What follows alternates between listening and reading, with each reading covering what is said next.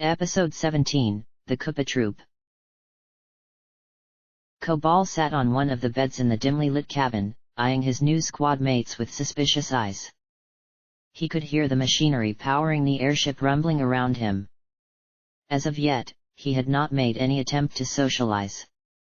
He didn't feel comfortable getting too friendly with a loyal Koopa Troop member, yet he didn't want to seem like he was conspiring with any of the Mushroom Kingdom recruits.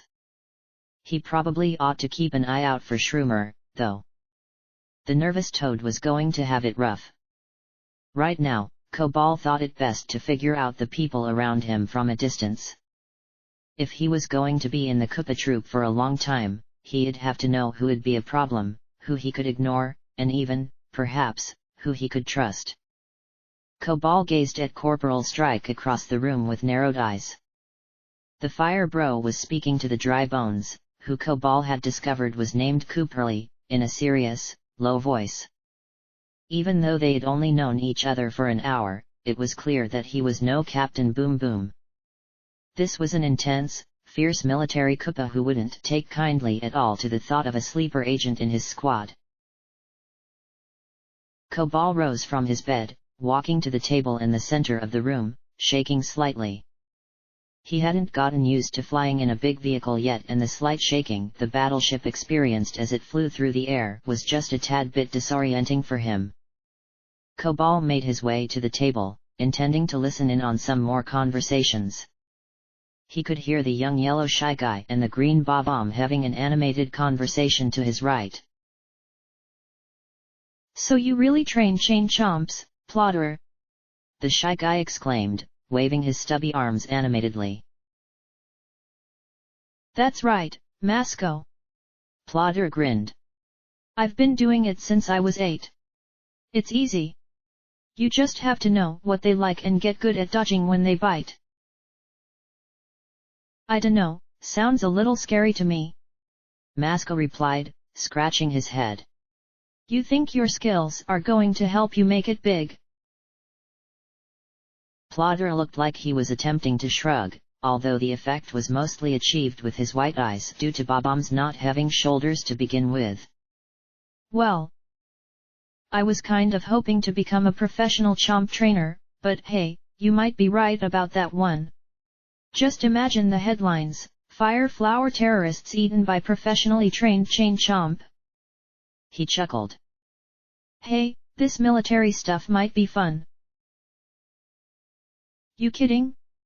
Course it'll be," Masco replied. Cobal turned away. Neither Plodder nor Masco sounded like the kinds of people he'd have to worry about it. They weren't friends of the Mushroom Kingdom, that much was clear, but they didn't seem evil, either. They probably weren't much older than he was. Hey, from the way they acted, they could even be younger. Cobal left the table, walking past the Boo, who looked at his suspiciously. She had said little after her introduction. Cobal had overheard Strike speaking to her briefly after the battleship had taken off. From that conversation, he had learned that she was named Shada and had some kind of stealth skills. Exactly how good stealth skills, he wasn't sure. Either way, she was somebody to watch out for. From the way her red eyes were darting around the room, observing everyone but never really interacting, he'd almost think she was planning something just like he was. The person Luigi had been intending to talk to, however, was the Toad with the dark green cap. He had spent the entire flight since his introduction standing by the wall close to the door, giving the Koopa Troop members dirty looks. Shroomer was standing beside him, probably because he was the only other Toad in the room, but he seemed to be giving him little to no attention. "Hey!" Cobal greeted him as he approached. The Toad glanced up, his blue eyes shining with hostility. "Let me guess," he growled. "Another forced recruit?" "You got that right," Cobal replied, glancing at Strike's direction to see if he was in earshot. Even though he wasn't going to say anything openly rebellious, there was no way he was taking risks with this Koopa. Thankfully, Strike was still talking to Cooperly the Dry Bones, as well as the Spiky Goomba, who Cobal believed was named Gerard. He turned back to the Toad and continued talking. Got drafted right in Mushroom City. I'm guessing it was the same with you. What's your name? Fungin, he replied, giving Strike another dirty look. Yeah, I'm from Mushroom City. Born way before all this Koopa nonsense, which means I got to see it before these creeps smashed it up. His face began dark as his voice deepened. Why did that good-for-nothing hero have to die on us? Cobal nodded in sympathy. He had often felt jealous of the people who were old enough to remember the pre-Empire days. They sounded a whole lot better than the time he lived in. However, he had never met a Toad who seemed quite as hateful as Fungin before. I'd advise not making a fuss, he suggested. I'm no fan of the Empire, but these guys have got us trapped in a cage right now. If you do anything psycho like punch Corporal Strike, it'll just make things worse for recruits everywhere. Fungin grit his teeth. That's what I've been telling myself, he hissed, looking down at the floor. Don't be surprised if it happens, though. There's nothing I'd like better than to give these tyrants a taste of their own medicine. Yeah, don't end up wrecking it for the rest of us, Cobal replied, giving him a stern look. Now Fungin was the opposite of Plodder and Masco. Somebody who was decidedly pro-Mushroom Kingdom but at the same time was nobody who could be of any help to him. He was much too intense and Cobal felt that he would not be able to trust the green-capped Toad. Around 20 minutes following the conversation with Fungin, Strike got some sort of message on his shell-shaped phone. When he was finished hearing it, Strike put his phone away and addressed his squad. All right, everyone, Strike announced. We've touching down at Lava Lake Keep in a few minutes. Thank goodness, Masco exclaimed, yawning, or at least sounding like he was, since Cobal couldn't actually see what his mouth was doing. It feels like we've been inside this ship for ages. I can't wait to see Lava Lake Keep with my own eyes, Gerard said, hopping up and down on his tiny Goomba feet. I heard it used to be one of the Emperor's own castles. Like, one of the ones Mario visited. Then it's certainly quite the landmark, Shada commented, her low, cold voice sounding impressed. Even Cobal couldn't help but to feel intrigued as well. There was some history to this place they were being garrisoned, perhaps it would help him get into the mind of the famous hero himself. Everybody, out the door, Strike ordered, walking to it and opening it. Captain Sheriff is waiting for us. Cobal, quite relieved to be getting out of the stuffy cabin, followed him with the other squad members close behind. As he left the room, Cooperly moved up to him so they were walking side by side. The scratched Dry Bones' bones rattled as he walked. It's been a while since I've seen a Yoshi in the army, he said, his raspy voice full of curiosity. There were a couple of them back in old Morton SR's day. Real top-of-the-line fighters, they were. Glad to see you're so confident in me, Cobal replied, turning away from him, a bit rudely. While he had nothing against the old Dry Bones personally, it was clear he was a Koopa Troop loyalist through and through. That wasn't the kind of person he ought to get close to. A bit mouthy, are you? Cooperly chuckled. Ah well. Look forward to fighting alongside you, son. He clapped Cobal on the shoulder. His hand felt cold to the touch and Cobal shuddered. He wasn't quite sure if Cooperly was somebody to be wary of, or a simple nuisance yet.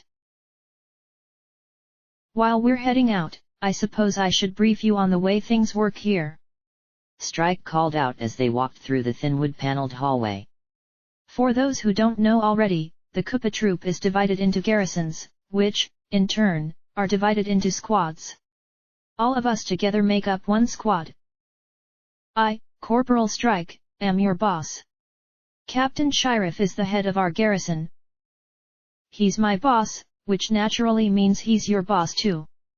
Above the captains are the colonels, who each control several garrisons. The number differs with each individual depending on necessity and the colonel's experience. Finally, above the colonels are the generals, who typically are in command of armies composed of tens of thousands of soldiers divided up into countless little squads like ours. That means that if one of them gives a little minion like you an order, it trumps everything. Finally, the Kupa troops' top 20 generals are part of an administrative group called Kupa High Command, which runs most of our military structure and is in charge of developing strategies for major conflicts, financing, and rules and regulations. All of them have serious levels of experience under their belts. Many of them have even fought Mario before. Finally, at the very top of the ladder is the Grand General. He's our supreme commander except when the royalty or the emperor's chief advisor are involved. To put things simply, he's everyone's boss. Got that? Everyone nodded. With this much structure, it's no wonder the Kupa Empire has managed to stay so strong. Cobal reflected as he continued walking down the corridor, following Strike. Still, there's no structure that won't crumble if it's hit hard enough.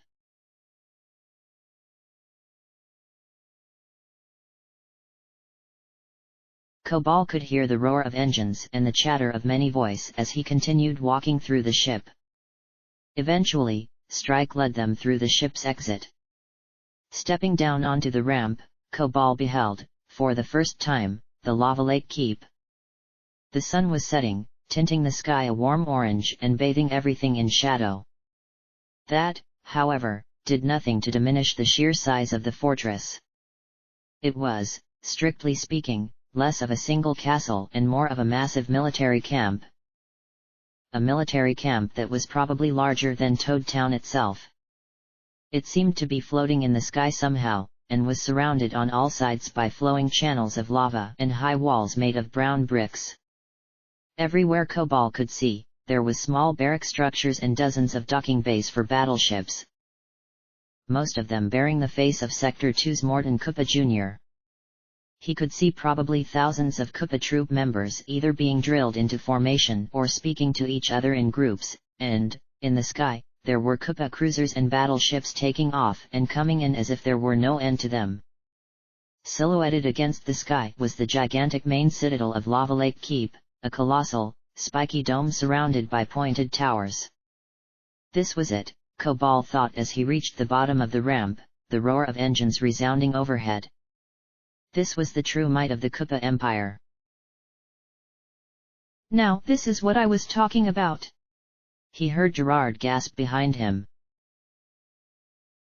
Standing at the foot of the ramp was a shy guy, who was wearing grayish-blue robes. While as always it was difficult to tell a shy guy's real mood, he seemed to be in high spirits. Perfectly on time, Corporal, perfectly on time. He was saying to Strike, before sweeping his gaze over Cobal and the people behind him. Is this your new squad? They're quite promising looking, if you ask me. We'll see about that, Captain Sheriff. Strike replied. How are things here at Lava Lake Keep? Sheriff shot a look at the main fortress. Tense and dismal, I'm afraid. He replied. According to Governor Motley, it seems likely that this will escalate into a full-fledged civil war. There's fierce fighting all around Sarasa land and our spies have caught wind of a fleet of Prince Roy's battleships heading to the Sprixie Kingdom as we speak. He turned back to Strike and seemed to stare at him intently. Your new garrison may have to fight to prove itself soon, Corporal Strike. Far sooner than we hoped. Then we'll show them the way a real Kupa troop member behaves, sir. Strike replied respectfully. Very good. Sheriff nodded.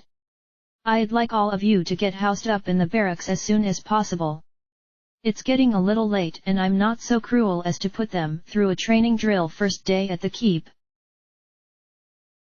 Very good, sir. Strike nodded, before turning around to face his squad. Follow me. Cobal followed the officer away from the landing platform, along with the others. It was blisteringly hot. Why had the Emperor put so much lava in this castle when he had built it? He passed fellow squads of Kupa troop members, noting the people who had to be conscripts. It was going to take all his willpower not to launch some night rescue mission or something.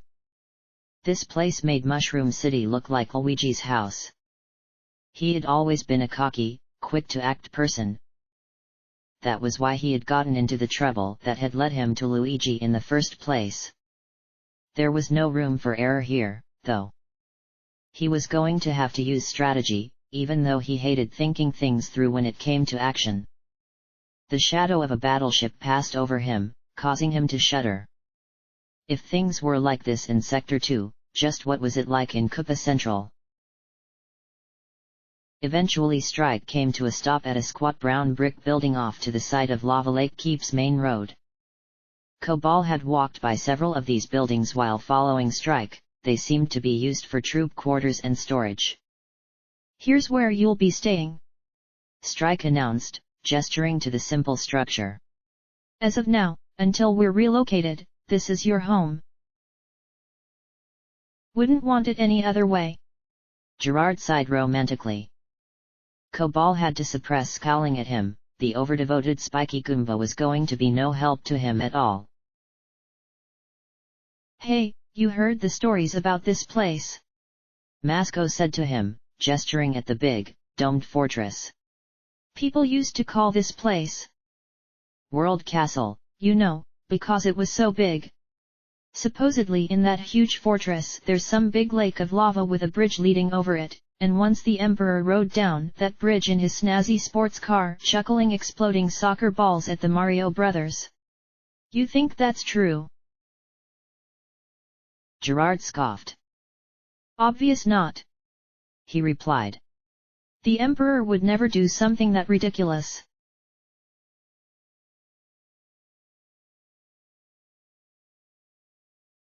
To his great surprise, Cobal found the barracks surprisingly cozy. Sure, it wasn't like he was back home at Toadbert's house or anything, but it was a lot better than the cabin on board the battleship. His room was simple, just a cot bed built into a wall, a nightstand, and a bookshelf with 4 books on battle tactics. There were 2 cots to each room, meaning he'd be having to deal with a roommate. Thankfully, that roommate turned out to be Shroomer. Cobal, this is so insane. Shroomer gasped, throwing himself down onto his bed. There are Koopas and battleships and stuff everywhere. I bet my grandma thinks I'm dead. Cobal sat down on his bed and gazed at Shroomer seriously. You aren't dead yet, man, he told him. And if you play it safe, you won't be dead till you're an old mushroom. I've fought guys before. Here's a tip. Stay away from the big guys. You know, the people you know you can't beat. He admitted to himself that he had trouble following that advice, but he didn't think Shroomer would. Wait, you've fought before?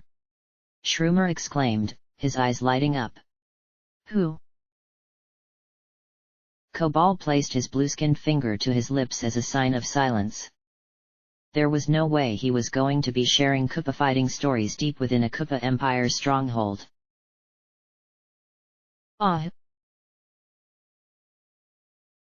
Somehow, Cobal was under the impression that Shroomer's opinion of him had grown even larger.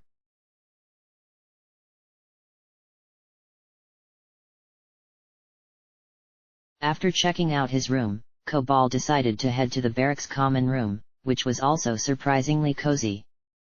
It was a medium-sized room with a fireplace, more for aesthetic appeal since the lava provided more than enough heat, a small TV that hung over the mantel, and several leather seats and couches that surrounded it.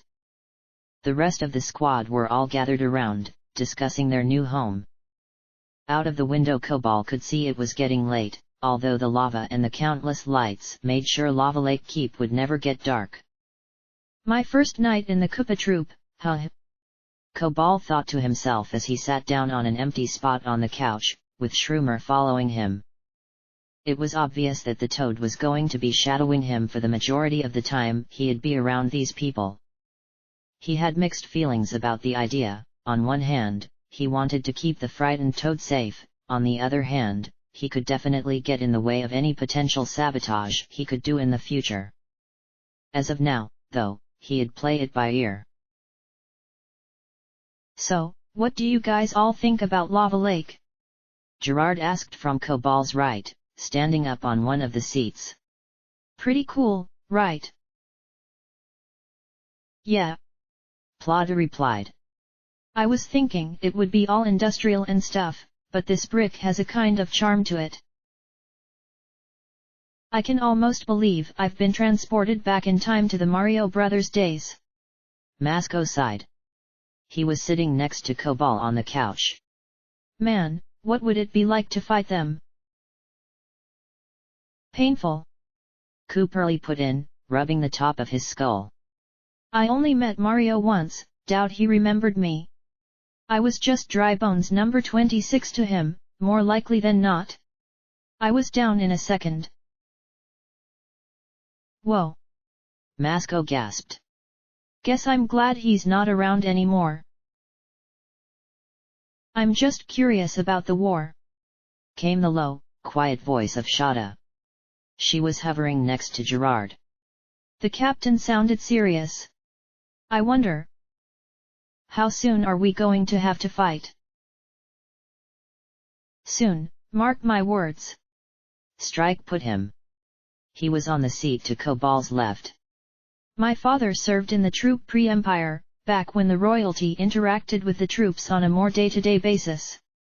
They all used to call Prince Roy. Bully Koopa to his back. He was always pushing around the younger ones and causing trouble. I'm not surprised he's trying to stage a coup. Strike leaned back on the seat. Cobal could see his scarred face looked troubled. It makes me mad, you know. There are probably good Koopas working under him, but they're going to be forced to fight in this awful cause. I don't know about you, but it's like the Koopa troop gets watered down more day after day. It hardly has any honor anymore. It's full of officers who are just out for themselves, people like that disgusting General Flame back in Sector 8. Gerard gulped. Corporal? Didn't we just go over this? He's a governor, a general, and a member of high command. He's like, your boss times 3. Being a bootlicker doesn't get you anywhere, Gerard. Strike responded seriously. We're not required to worship our leaders. We just have to obey their orders. Besides, we're not in Flame's jurisdiction anymore. Nobody's going to get in trouble if we express our discontent. Gerard nodded. This exchange intrigued Cobal. He had never really thought of the Koopas having standards at all before. Everybody at the Toad Town garrison seemed to be one-note bullies and jerks. He had sort of fallen into the trap of believing they all were united under the common cause of oppressing the mushroom world. Guess nothing's really that simple, isn't it? He thought to himself. Ya no, sir, you have a point there. Cooperly spoke up. He had the seat closest to the fire on Cobal's right. I've been in the Koopa troop a long time. Joined when I was 15, way back when old King Morton was on the throne. I fought in the Mushroom War, the campaigns against Mario, the Conquest War, and it looks to me like I'm gonna be fighting in this one, too. Pardon me for saying this, but when His Royal Highness Emperor Bowser first took the throne, the troops' honor started to deteriorate. We became, well... He seemed a little uncomfortable speaking like this, as if he was trying to avoid bad-mouthing the Emperor. A little... lazy?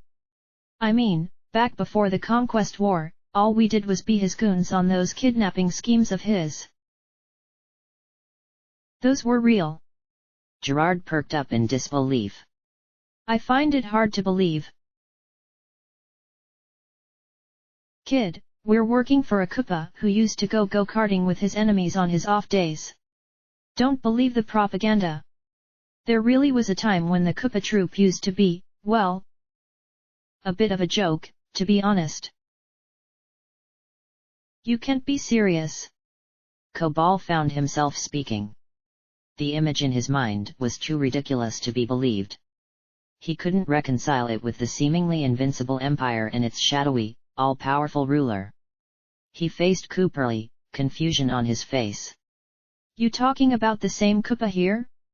The Emperor Bowser who killed Mario and then went on to take over the entire mushroom world. Yup. Cooperly nodded. Guess you young folk only know him as the Emperor. Believe me, back when he was only the king of the Koopas, he was way more down to earth. Practically ruined the troop, though, getting his teenaged kids to lead big military operations and promoting people seemingly at random. It was far better in his father's day. Stripe nodded. I can imagine, he said. Cooperly. You say you fought in the Mushroom War.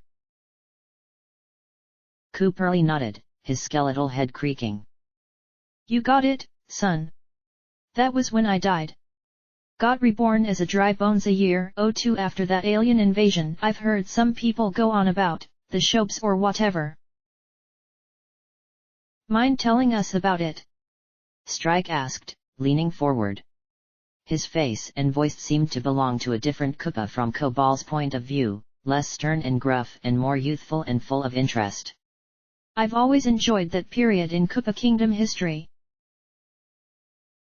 Cooperly gave a raspy chuckle. The fire reflected off his face, tinting his grey bones a flickering orange. Oh, I'll tell you, all right. He replied, his bony lips twisting in a smile. It was a time to remember, kids. A time of both honor and danger. The ideal Koopa troop. Quit going on about honor, came a glum voice from Cobal's left. As he expected, it was Fungin. You Koopas don't have any of it. He scowled. All you do is destroy things. Cooperly didn't seem angry or offended. In fact, he seemed more amused. Ah, that's what you all think, he said, his yellow eyes shining in the faint light. Let me tell you one thing, son. There's honor and there's evil in every set, whether they be mushroom or Koopa. There was lots of it in the Mushroom War. My side did some things I've downright ashamed of, and it did some things I'm still proud of to this day. War's no fairy tale, kiddo. Even that Mario you toads admire so much did some downright awful things. Fungin didn't answer, although he seemed a little more thoughtful. What was the Mushroom War like? Masco asked, his youthful voice full of curiosity. We didn't talk about it in school much. Cooperly chuckled. You can chalk that up to the Emperor's ego. He likes everything to revolve around him. Only thing he ever did to honor his father was to name Prince Morton after him. When Morton Koopa Sr. was a way better Koopa than he was, in my books anyway. He swept his gaze over the audience, a smirk on his face as he began to tell his story. Picture this, he said, gesturing with his arms for emphasis. Every single volcano in the Koopa Kingdom has just erupted at once. There are clouds of ash covering every inch of the kingdom and the sun's light can't touch any of it. The fertile lands are unable to grow crops, leading to the biggest famine we've had since 1302. So what does King Morton do? The only thing he could do, really. Take land from the lush neighboring kingdom, untouched for the most part by the ash cloud. His enemies say he got greedy and tried to take too much, his supporters say he just did what he had to do. Who was right? I can't say. Anyway, that was the beginning of the war, the hugest war both kingdoms had had for ages. It was the first war in which we had ever used explosives, and, new technology aside, our Magic Koopas got to try out their large-scale offensive spells which had never been used to their full extent before. Of course, the Mushroom Kingdom fought back. it was a lot stronger in those days, you know. So before you knew it, there was a bloody war being waged with magic and technology running wild on both sides. Cobal listened closely, hanging on to the old, undead Koopa's every word. Somehow this interested him. It was a period of history he had never heard about, and even though he was the kind of guy who kept his mind to the present, the idea of a war that was deadly to both Toads and Koopas was something new to him. Growing up in such an atmosphere of oppression, he had always seen the Koopas as pure evil and had never tried to see things from their side before. The main guy heading the Mushroom Kingdom army was this fellow called Antonio. Cooperly continued, emphasizing Antonio's name with a thick accent. It was clear he was enjoying telling the story. He was a fighter to be remembered, believe me. Sure, I'm just a simple dry bones, so it's not like I can go toe-to-toe with the pros, but still. Back in the days when I fought Mario, he never scared me much, even though he always beat me no problem. He was like nothing compared to Antonio. The man moved like a flash of light, dealing death wherever he touched. People call him history's strongest man. Although naturally King Morton wasn't too far off. They were the same way Mario and our very own Emperor were back in their prime, only with the kind of power that could shake the very world to its knees. Naturally casualties were high. I was one of them. He gave an embarrassed smile, rubbing the back of his neck. It was no heroic death, believe me. I was in the middle of the army when Antonio and Morton started to fight. There was some huge explosion that must be killed hundreds on both sides. Some chunk of rock hit me in the neck, it broke, and I died. Pretty anticlimactic, right? Hey, you did your duty. Strike replied. Hey wait, you can't leave us hanging like that. Cobal exclaimed. He had gotten too caught up in the story for it to end that abruptly. What happened to Antonio and Morton? Well, I was dead when the war ended, so I can't give a first-hand account. Cooperly replied. Supposedly they went head-to-head one last time in Morton's castle. There was a massive explosion which ripped the entire castle apart, and they both died. The Koopa Kingdom underwent a minor succession crisis which was ultimately won by the Magic Koopa Kamek, who acted as regent until he Guardian, our Emperor, was old enough to assume the throne. As for Antonio's legacy, well, if you would have seen the faces of both him and Mario, you would know they were related. Unfortunately for all your Mushroom Kingdom folks, Antonio was an extremely private man, there isn't even a single photograph of him, so there's no way to prove he's the father of the Mario Bros. I doubt the brothers ever heard of him, except in passing. Now that's something I haven't heard before. Cobal admitted, pondering it over in his thoughts. Did Luigi know about the Mushroom War? If so, he had to tell him. He honestly had no idea why he wouldn't have figured it out himself, especially since there had to have been lots of people from that age who would have known about Antonio. Come to think about it, that was especially odd, even if he was a very private figure. My, you're quite the knowledgeable Koopa. Shada commented. Glad I don't live in that time. Plodder shuddered. This has all been very interesting, but we have a long day ahead of us tomorrow. Strike announced, standing up. I want all of you to get good sleeps tonight. We could be called into the battlefield as early as tomorrow. Let's let Cooperly's story inspire us to act with honor like the Koopa troop of Morton's time against people like Prince Roy, who tarnish its name. Can't argue with that one, sir. Gerard exclaimed. Cobal walked back to his room, Shroomer following. Are we really going to have to fight tomorrow, Cobal? Shroomer asked, shaking as they entered the room. Remember, play it safe. Cobal advised him. Doubt we'll be on the front lines cause we're so new. Unless someone drops a bomb on us, we shouldn't be in that much danger. That's not helping, Cobal! He exclaimed, half shrieking. Cobal wasn't really listening to him, though. His thoughts were more on the conversation in the common room. How there were honorable Koopas and evil Koopas, and how the Koopa troop had changed so much over the years. Somehow, he felt like he had learned more about the Koopas in this one evening than he had in all 18 years of his life. He was still devoted to destroying the Empire, of course. Nothing could change that. However, there was one thing that was now clear in his mind: nobody in his squad was a bad person, no matter which side they were on. In the upcoming battles he knew he'd have to face on the Empire's side, he would not abandon them.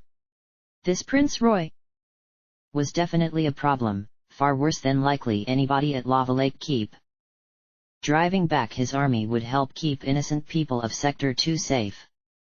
Naturally, he'd still do some sabotage from time to time, he wouldn't be able to hold that back. He'd try to connect with the other conscripts, tell them about Luigi's resistance, and all that kind of stuff. But in the coming conflict, he was going to give it his all.